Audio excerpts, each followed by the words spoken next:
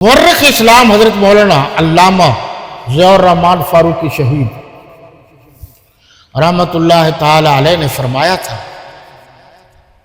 اب یہ تاریخ ہمیں تو یاد بھی ہے، ہم نے تو دیکھی بھی ہے، انوال بھی رہے ہیں، جو قریب ہوگا اسے باتیں سمجھ میں زیادہ ہیں۔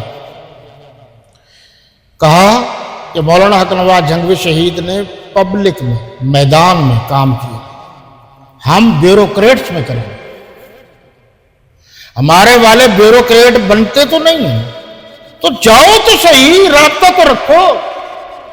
تمہیں ایک ایس ایچ او سے بات کرنے کا طریقہ نہیں آتا، تم کہتے ہو ہم حکومت کریں گے، یہ کون سیکھے گا؟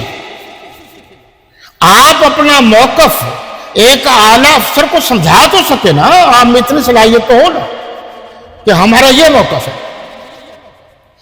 اگر ایک اعلیٰ درجے کے لوگ بیوروکریٹس فریقین کو سامنے ٹیبل پر بٹھا دیں اور کہیں بات کرو، اور ہمارے والے کو بات کرنا نہ آئے،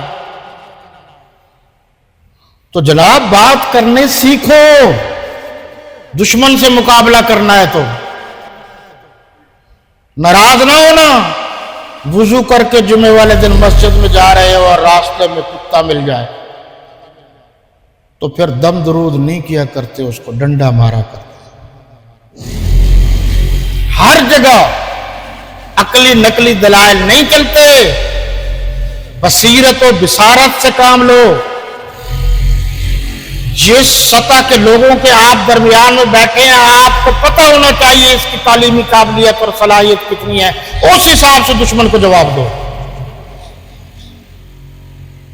فاروقی شہید نے بیوروکریٹس میں بڑا کام کیا، انتظامیہ میں بڑا کام کیا،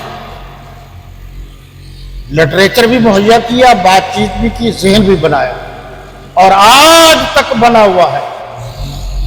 وہ آپ کو یاد ہوگا کہ کہا جاتا تھا عطا اللہ شاہ بخاری رحمت اللہ تعالی علیہ، یہ بڈھا ہو گیا ہے جی، اس کے بال سفید ہو گئے، یہ سٹھیا گیا ہے، کہتا ہے جی قادیانی کافر ہے۔ بھلا اس بابے کی بات کون سنے گا؟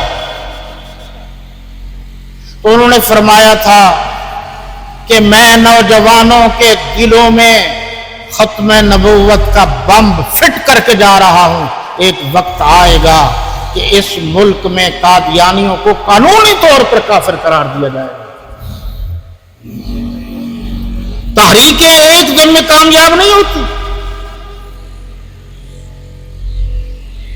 ہمارا موقف اب بھی یہ ہے کہ صحابہ کرام و اہل بیت اعظام کا مخالف، اس کا انکار کرنے والا، اس کی گستاخی کرنے والا مسلمان نہیں ہے، اس لیے ہم قانون سازی چاہتے ہیں، اور اس وقت تک ہم چین سے نہیں بیٹھیں گے جب تک ہمارے ملک میں یہ قانون بن نہیں جاتا۔